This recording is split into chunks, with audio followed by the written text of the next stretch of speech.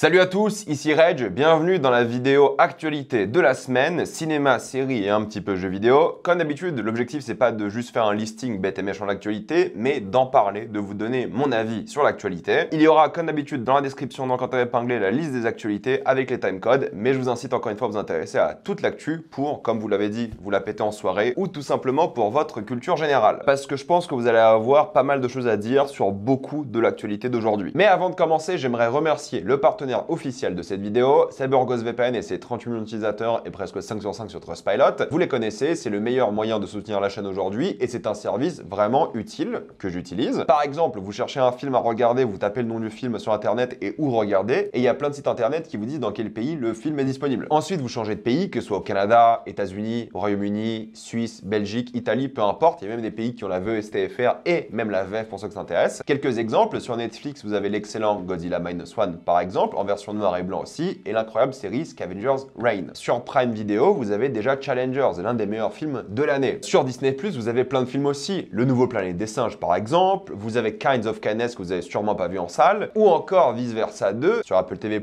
vous avez la version longue de Napoléon qui rajoute presque 1 heure au film. Et n'oubliez pas qu'Apple est inclus dans votre abonnement Canal. De même pour Max, qui est dans votre abonnement Canal, et là pareil, c'est la fête, hein. Vous avez Horizon, le nouveau Kevin Costner, vous avez Furiosa, Dune 2 en 4K, tout évidemment, Le Garçon et le Héron, Civil War, bref, c'est trop cool. Et si vous êtes comme moi, un gros consommateur de YouTube, vous avez YouTube Premium pour beaucoup moins cher, c'est-à-dire pas de publicité, vous pouvez télécharger les vidéos que vous voulez regarder, vous pouvez même les écouter en mode podcast, et pour ceux que ça intéresse, vous soutenez même un peu mieux les créateurs. Vous prenez un pays de l'Union Européenne où c'est beaucoup moins cher, comme la Roumanie et la Bulgarie, et c'est fait. Vous serez en bien plus grande sécurité qu'un VPN, que ce soit sur la Wi-Fi de l'hôtel, de l'université, de l'aéroport ou même de chez vous. Vous pouvez partager un compte avec cette personne au total, c'est disponible sur tous vos appareils préférés et c'est super simple d'utilisation. En quelques clics, c'est fait. Vraiment, tout le monde peut le faire. Vous pouvez essayer par vous-même car vous êtes satisfait ou remboursé sous 45 jours et vous avez une assistance technique en français 24h7. Utilisez le lien dans la description en commentaire épinglé afin de vous abonner à CyberGhost VPN et bénéficier de 83% de réduction plus 4 mois gratuits.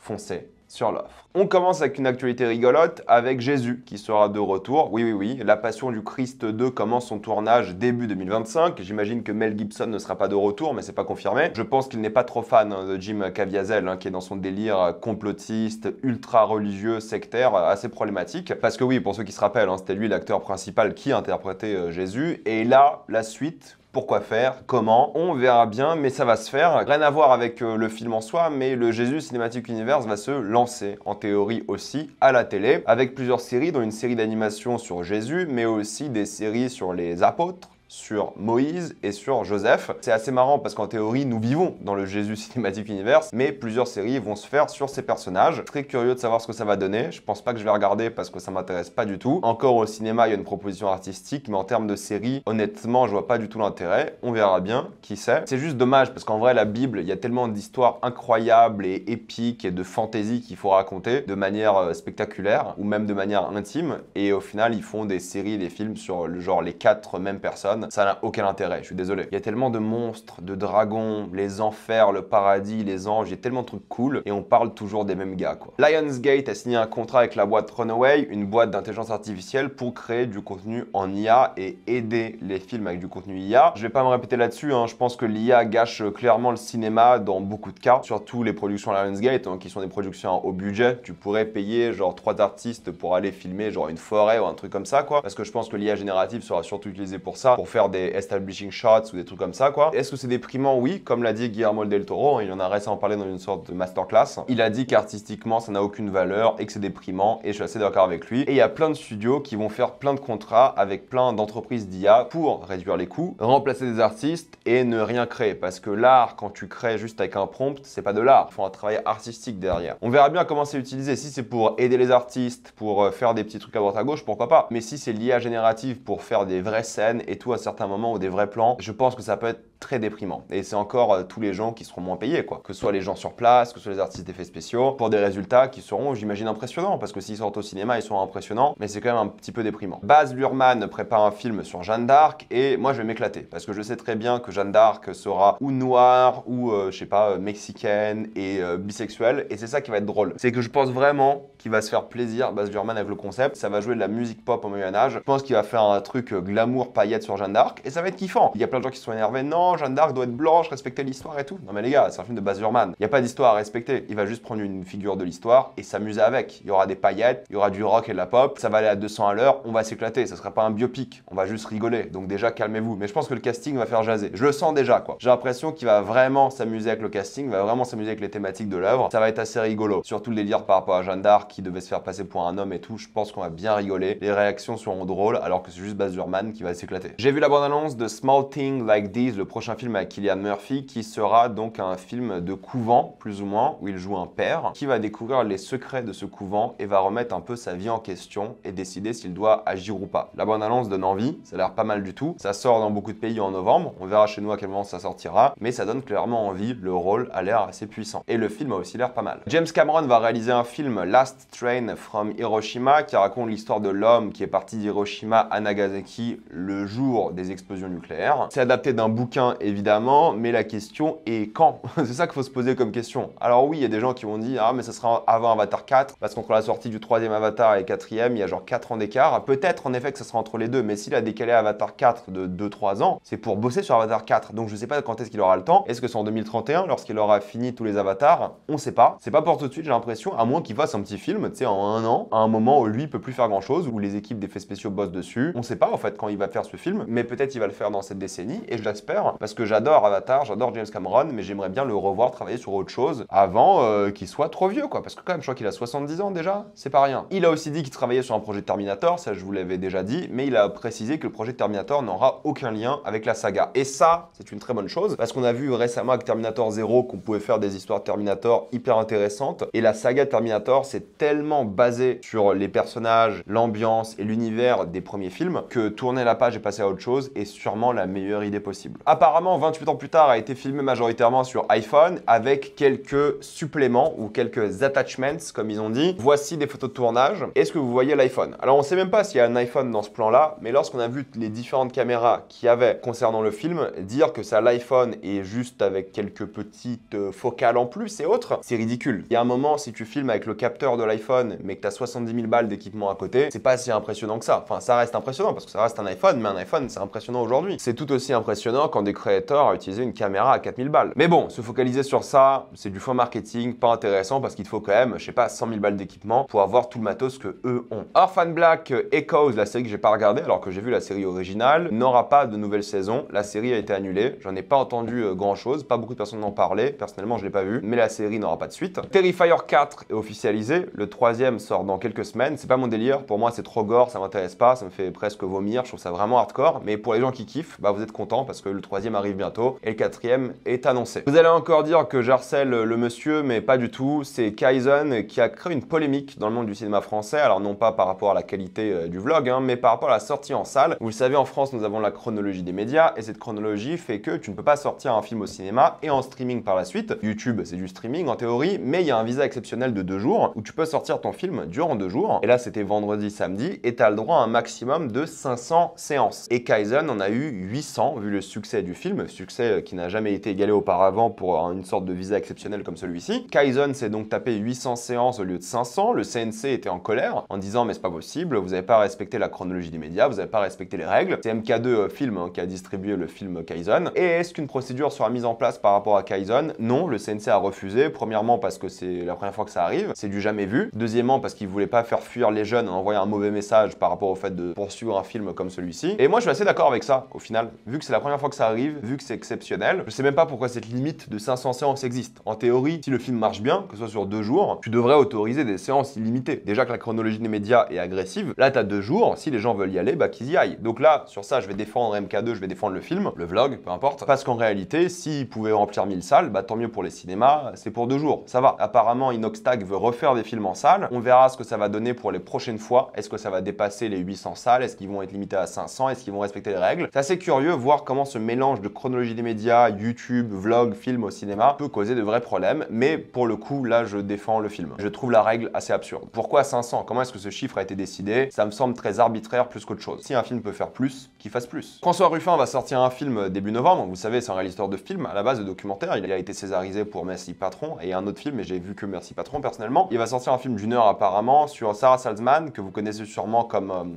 comment dire, la bourgeoise méprisante de classe, qui dit littéralement qu'elle aime pas les pauvres et qu'elle les déteste, c'est elle qui le dit, hein. C'est pas moi qui paraphrase, elle le dit, elle aime pas les pauvres, elle veut que les gens soient à fond dans leur travail, ils ont pas le droit de se plaindre, elle a un vrai mépris de classe. Et qu'est-ce qu'elle a fait avec François Ruffin? C'est qu'ils ont pris un mois dans leur agenda pour aller tester des métiers précaires, des métiers au SMIC. Donc en gros, elle va faire des stages de découverte de 2-3 jours à chaque fois pour découvrir des métiers que les gens vivent tous les jours, toute l'année et pour certains toute leur vie. Ça fait un peu du tourisme chez les pauvres, je trouve ça un peu malsain personnellement et je vois pas l'intérêt. Je veux dire, si tu fais un mois chez les pauvres, entre guillemets, parce que c'est ça le truc, on dirait une excursion animalière, tu sais. Si tu fais un mois chez les pauvres, c'est pas compliqué de faire un mois au SMIC. Tout le monde peut faire un mois au SMIC. Tout le monde a dit ça sur les réseaux et je suis d'accord. C'est vivre au SMIC qui est dur, c'est vivre dans la précarité qui est dur au quotidien, tous les mois, tous les ans. Mais là, honnêtement, pendant un mois, je vois pas l'intérêt. On verra, je sais pas si je vais me pointer au cinéma parce qu'il sortira au cinéma pour le voir, mais on verra bien. Encore une fois, petit bénéfice du doute. Emilia Pérez a été choisie en tant que film pour aller aux Oscars du côté de la France. Est-ce que le film sera nommé aux Oscars? On ne sait pas encore, mais c'est le film qui a été choisi. Beaucoup de gens se sont plaints que ce soit pas le Comte de Monte Cristo. Le Comte de Monte Cristo avait beaucoup moins de chances de gagner qu'Emilia Pérez. Et le Comte de Monte Cristo d'ailleurs sortira aux États-Unis fin décembre. Fin décembre, vous savez, quand il y a tous les plus gros films de l'année, il va faire face à Mufasa et Sonic, top. Mais le film sortira uniquement en fin d'année, pas forcément pour faire du budget ou de l'argent, mais pour espérer être nommé aux Oscars dans d'autres catégories. C'est juste ça. Donc c'est une bonne stratégie. Est-ce que je m'attends à voir le film nommé à 2 Oscars? Honnêtement, non. On verra bien, bénéfice du doute, mais je m'y attends pas. D'ailleurs, apparemment, TF1 va faire La Comtesse de Monte Cristo, même histoire version féminine. J'y vois pas l'intérêt. Mais si on parle de Comte de Monte Cristo, faut savoir que même s'il a bien marché en France, et il continue de bien marcher, 8 millions d'entrées, il a aussi fait 1 million d'entrées à l'étranger, ce qui est pas mal du tout. C'est l'équivalent de 8 millions supplémentaires pour un budget de 42 millions. Quand vous faites le calcul, 9 millions x 8 millions, il a clairement rentabilisé son budget. C'est une moyenne par rapport au prix des places, hein. Mais s'il a rapporté au moins 70 millions d'euros, c'est un grand succès. Beetlejuice 2, pour le coup, a cartonné aussi, hein, plus de 300 millions et ça continue. Malheureusement, le film va bientôt sortir sur Max et je pense que ça va un peu l'arrêter en termes de box-office. Mais c'est un énorme succès et à la base, le film devait sortir sur Max, mais c'est Tim Burton qui a insisté pour sortir en salle et il avait raison. Vrai succès et donc vous voyez bien que les gens se déplacent pour aller en salle. On l'a vu cette année aussi avec Alien Romulus qui à la base devait sortir sur Disney+.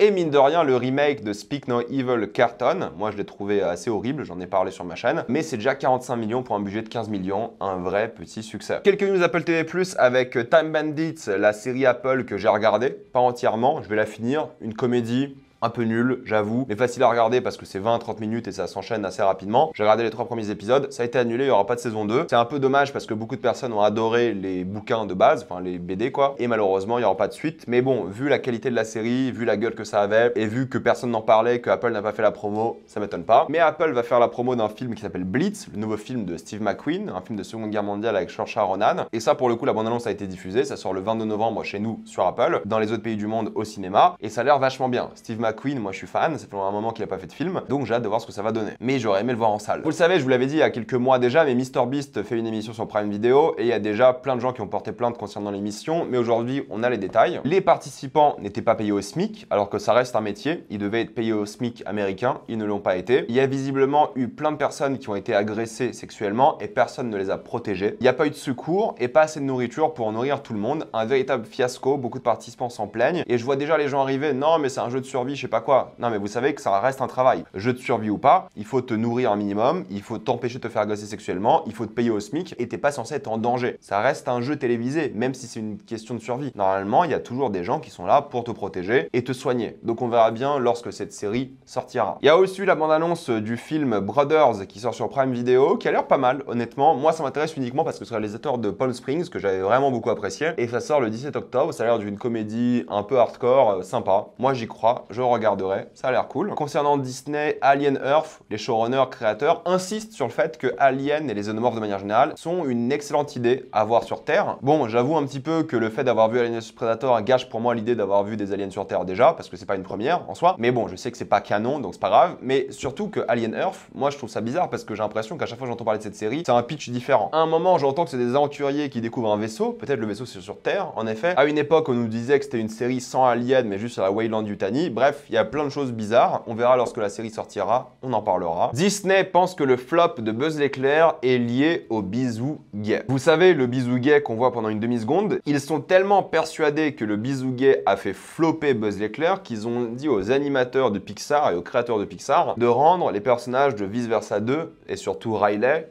moins gay. On en est là. Disney, ils sont tellement en train d'écouter, peu importe les licences, hein, que ce soit Star Wars, Disney, Marvel, ils sont en train d'écouter les gros tocards d'extrême droite aux États-Unis, homophobes, transphobes, parce qu'ils pensent que le flop de Buzz l'éclair, qui était un film médiocre, moyen, oubliable, sorti durant le Covid, que personne n'a demandé, que personne ne voulait, était lié à un bisou gay pendant une demi-seconde. On en est là. Et c'est pas fini parce que Pixar se sont fait maltraiter comme pas possible. Apparemment, concernant Vice Versa 2, c'était le crunch le plus historique de la boîte. Vous savez, un crunch, c'est lorsque les employés doivent bosser non-stop. Ils bossaient 7 jours sur 7. Il y avait des gros soucis de management et apparemment Disney a demandé de modifier des choses last minute, ce qui arrive assez régulièrement malheureusement. Du coup, les employés devaient bosser encore plus. Les derniers mois, ils étaient en rush total. Genre vraiment, ils faisaient que ça, que bosser non-stop. L'avantage, c'est que Pixar paye les heures sup. Donc là, elles ont été payées, mais pas pour tout le monde. C'est-à-dire que la majorité du salaire des employés de Pixar est sous forme de bonus. Bonus que tu as lorsque le film sort. Sauf que entre-temps, entre la sortie du film et le développement du film, Disney a viré énormément d'employés de Pixar. Jamais Pixar n'a perdu autant d'employés. Et les gens qui ont été virés, qui ont bossé sur le film pendant des mois, des années, n'ont pas eu le bonus alors qu'ils ont bossé 7 jours sur 7 pendant des mois. Ils n'ont pas eu le bonus qui était donc la majorité de leur salaire. Donc ça, c'est honteux, évidemment. Ceux qui ont été virés n'ont pas pu garder non plus leur assurance santé ou leur sécurité sociale de manière générale, ce qui normalement se fait d'ailleurs. Ils sont partis sans assurance, sans bonus. Cependant, ils ont eu de l'aide psychologique durant le crunch.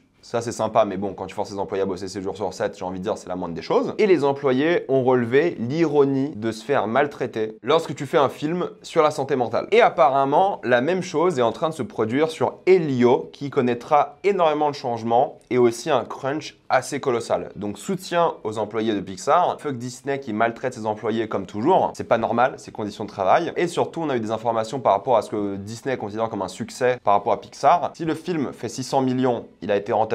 Si le film fait 1 milliard, il a été un vrai succès. Et encore une fois, maltraiter des employés, les faire bosser non-stop et ne pas les payer leur bonus alors que ton film a fait 1,7 milliard et est devenu le plus grand succès de l'histoire de film d'animation, c'est absolument honteux. Quelques news Netflix avec Charlie Hunnam qui jouera donc dans la saison 3 de Monsters, ou Monstres en français. Il jouera le serial killer Ed Gein. Je pense que ça peut être intéressant de voir Charlie dans un rôle comme ça. Tim Burton va réaliser la moitié des épisodes de Mercredi 4. Vu comment il a réalisé la première saison, ça va être horrible. Enfin, on voit même pas Tim Burton, quoi, ça sert à rien. Il est là pour le pognon. Joe Manganiello jouera Mr. O ou Mr. Zero, je sais pas ce que j'ai noté, désolé, dans le live action One Piece. Et c'est vrai que le casting de One Piece a l'air pas mal du tout pour l'instant. C'est pas un nom anodin. Et je pense qu'ils mettent vraiment les moyens pour cette saison 2. Et ça, c'est une bonne nouvelle. Emily in Paris a eu le droit à une 5e saison. Vous savez que ça m'intéresse pas, mais pour ceux que ça intéresse, voilà, il y en aura une 5e. Black Mirror saison 7 aura le droit à 6 épisodes. On a enfin la confirmation, ça sortira l'année prochaine et moi j'ai toujours hâte. On a les dates pour Arcane, que j'ai très hâte de voir aussi. Ce sera le 9, 16 et 23 novembre. J'imagine la saison coupée en 3 parties de 3 épisodes chacune. Ça va être assez spectaculaire, j'en suis sûr. Le film d'animation The Witcher, Sirens of the Deep, sortira le 11 février 2025. Vous savez que moi et The Witcher, c'est terminé chez Netflix. Je regarderai, hein, mais j'ai perdu tout espoir. Je vous avais dit la semaine dernière ou il y a 2 semaines que la série Magic a été annulée. Et oui, c'était vrai, elle a été annulée, la série qu'ils avaient prévue à la base. Mais une nouvelle série est prévue d'animation. Ils sont en train de recommencer et refaire les choses comme il faut. Après le succès de Edge Runners, Cyberpunk sera de retour sur Netflix en animation. Et ça, c'est une très bonne nouvelle. Edge Runners, c'est devenu facilement l'une de mes séries préférées de tous les temps et l'une des meilleures adaptations de jeux vidéo all-time. Donc j'ai très hâte de voir ce qu'ils vont faire par la suite avec la licence chez Netflix parce que c'était un vrai succès pour le coup. Il y a eu les bandes annonces des adaptations de jeux vidéo de Devil May Cry et Splinter Cell et les deux me donnent pas spécialement envie. Déjà, ce style d'animation, je trouve qu'il fait un peu cheap et c'est juste pour créer du contenu rapidement. C'est pas pour critiquer les artistes, hein. Je pense que c'est un choix de Netflix. Ça m'intéresse pas des masses, ça donne pas spécialement envie. Par contre, il y a eu 2 bandes annonces un peu plus intéressantes. C'est Woman of the Hour qui raconte l'histoire d'Anna Kendrick, réalisée d'ailleurs par Anna Kendrick. Sa première réalisation et son personnage qui va être une histoire d'agression, j'imagine, ou en tout cas d'un homme qui a l'air de la suivre. La bande annonce c'est pas mal du tout, ça donne envie. Ça sort le 18 octobre si je dis pas de bêtises. Il y a aussi la bande annonce de Don't Move qui sort le 25 octobre. C'est une sorte de film où une femme se fait, je sais pas comment appeler ça, anesthésier d'une manière où elle perd le contrôle toutes les 20 minutes, ou alors elle perd le contrôle une fois durant 20 minutes. Bref, ça a l'air pas mal la bande-annonce, ça donne envie, je pense qu'on en parlera. Côté Warner Bros, on a évidemment vu la bande-annonce de Bong Joon-ho et de Mickey 17, hein, qui a l'air génial, ça a l'air drôle. touchant, incroyablement bien fait. Il a l'air d'avoir un budget de malade, hein. C'est le plus gros film de Bong Joon-ho de sa carrière. Robert Pattinson, il a une voix bizarre et il joue plusieurs rôles. Ça a l'air génial, original, inventif, rien à dire. Ça a l'air absolument spectaculaire. C'est adapté d'un bouquin, quand je dis original, mais quand même, ça a l'air vraiment hors du commun. Je pèse mes mots, ça sortira fin janvier chez nous. Je pense vraiment qu'on va se prendre une claque. Il y a tout le côté un peu dictature sociale que Bong Joon-ho met dans tous ses films. Ça a l'air génial. Pretty Little Liars a été annulé aussi côté Max. Après 2 saisons, il n'y en aura pas une troisième. Pour ceux qui aimaient bien le reboot, c'est fini malheureusement. Désolé pour vous. Moi personnellement, j'ai pas regardé, ça m'intéressait pas. Déjà que la série de base, non. Et bonne nouvelle, Industry a eu le droit à sa 4e saison. Et oui, la série a été renouvelée. J'espère qu'on en parlera ou la semaine prochaine ou la semaine d'après, parce que pour l'instant, la saison 3 est assez grandiose. Quelques news jeux vidéo. Nintendo a enfin porté plainte contre Palworld, qui est sorti en début d'année. Vous savez, un peu ce rip-off de Pokémon. Ils ont enfin réussi à porter plainte. Ça va être intéressant parce que Nintendo, de toute façon, ils sont tellement voraces et agressifs sur les plaintes. Ils emmènent tout le monde au tribunal, mais non-stop. C'est assez impressionnant presque. Ils sont peut-être un peu trop méchants avec ça d'ailleurs. On verra bien ce que ça va donner, mais au fait, ils ont dû voir le succès de Palworld, qui a atomisé les ventes même de certains Nintendo. Enfin, atomisé, c'est un grand mot, mais pour un jeu qui sort de nulle part, en fait, ils ont proposé le jeu que Nintendo, j'imagine, ou est en train de faire, ou en train de préparer, ou veut sortir bientôt, et ils ont envie, j'imagine, d'enlever la concurrence Palworld. Je pense que c'est ça aussi. Star Wars Jedi sera le dernier de la trilogie. Honnêtement, moi, ça me va. Je trouve que c'est une trilogie pour l'instant qui est cool. Moi, j'ai fait les 2 premiers. Un dernier jeu de conclusion. Je pense qu'on peut s'éclater devant, donc why not. Pas de Sims 5 de prévu. Ils préfèrent juste créer du contenu supplémentaire et payant pour les Sims 4. Et je pense que c'est pas une mauvaise idée. Un Sims en mode Game as a Service. Pourquoi pas. Battlefield sera de retour avec un mode classique, c'est-à-dire 64 joueurs, les classes habituelles traditionnelles de la saga, et en mode retour à l'ancienne, genre Battlefield 3. Moi, ça me va, je suis plus un joueur de Battlefield, mais c'est les jeux que j'ai bien aimés, moi. Les 3, par exemple, et le délire Bad Company, c'était lourd quand même. Mais EA sera à fond dans l'IA générative, ils viennent de le dire, ils vont en profiter, comme les studios de cinéma. Voilà, ils vont faire à fond de l'IA. Encore une fois, si ça peut aider les employés à travailler plus vite, faire moins de crunch, je suis chaud. Si c'est pour remplacer des pans artistiques parce que tu fais des prompts, pour moi, ça n'a aucun intérêt. Et c'est même très anti-art. Apparemment, George Lucas et Spielberg ont bossé activement sur le jeu Indiana Jones qui sort bientôt. Je n'y crois pas. Pour moi, ils ont bossé activement, ça veut dire qu'ils ont reçu un chèque. Ils ont montré des artworks, un peu de gameplay, et ils ont fait cool, laissez-moi tranquille, et puis c'est tout quoi. Black Myth Wukong, que j'ai toujours pas fini, j'ai pas le temps d'y jouer, j'avoue, aura le droit à un DLC en février pour le nouvel an chinois. J'espère que les gens qui ont le temps d'y jouer vont kiffer le DLC. Il y a eu plein d'actualités politiques, surtout par rapport à Dragon Age Veilguard, mais j'en ai parlé hier dans une vidéo où je parle de jeux vidéo et politique, donc je vous incite à vous y intéresser. Je vais pas répéter ce que j'ai dit là-bas. La PS5 Pro sortira, vous le savez, mais aussi avec un modèle hommage à la PS1 qui, j'avoue, est pas mal. Est-ce que ça me donne envie d'acheter une PS5 Pro? Toujours pas, mais le design est vraiment beau. Mais surtout celui de la PS5 Pro. J'avoue. Les manettes aussi sont stylées. Bref, j'avoue, c'est cool. Et il y a aussi un State of Play de PlayStation ce soir. On parlera des annonces qui m'intéressent la semaine prochaine. J'espère vraiment qu'il y aura des annonces intéressantes et des jeux intéressants parce que là, c'est plus possible. PlayStation, faut qu'ils se réveillent. Ils ont dit que cette année allait être calme, mais il faut que l'année prochaine, surtout avec la sortie de la Pro cette année, ils envoient du lourd. Un point rapide sur les sorties de la semaine. Alors la semaine dernière, j'avais oublié que c'était le début d'Agatha. Pardon, mais oui, Agatha a commencé la semaine dernière et j'en parlerai en fin de saison. Cette semaine, c'est Megalopolis. Ça, on en parle demain. Il y a aussi Emmanuel que malheureusement, j'aurai pas le temps de voir. De même pour Mother's Land, qui est le nouveau Aja. Je pense pas que j'aurai le temps. Par contre, sur Prime, il y a Killer Hit qui sort aussi cette semaine. Ça peut être intéressant. Thriller, why not? Il y a aussi sur Netflix Will Ferrell et Harper. L'histoire de Will Ferrell et l'un de ses meilleurs amis qui a décidé de faire sa transition. Et c'est un documentaire par rapport à Will Ferrell qui apprend ce que c'est d'être transgenre et de l'accepter. Alors qu'au début, il était un peu réticent et comprenait pas. Ça, c'est une bonne chose. C'est ça que font les vrais amis. Ils te comprennent et t'acceptent. Il y a aussi Uzumaki qui sort, adapté évidemment du manga. Je sais pas où ça sort en France pour le coup, mais ça sort cette semaine. Et il y a aussi le jeu, si on parle de ça, Ara History Untold, qui je crois est sorti aujourd'hui. J'attends de voir un peu les critiques, mais bon, vu qu'il y a Civilization qui sort dans quelques mois, est-ce que je vais me lancer sur ça juste avant? Je ne sais pas. Voilà, mettez-moi dans les commentaires ce que vous pensez de toutes ces actualités. Êtes-vous d'accord? Pas d'accord? J'ai envie d'avoir votre avis. Avant de quitter cette vidéo, pensez à utiliser le lien dans la description, dans le carton épinglé, afin de débloquer tout le contenu des plateformes de streaming en toute accessibilité et sécurité. Tout ça pour 2,03 € par mois, plus 4 mois gratuits. Foncez sur l'offre. Pensez à vous abonner à la chaîne pour voir les prochaines vidéos. Mettez un j'aime, ça aide beaucoup la chaîne. Suivez-moi sur tous mes réseaux pour plus de contenu exclusif. Et moi, je vous dis à la prochaine fois. Salut à tous.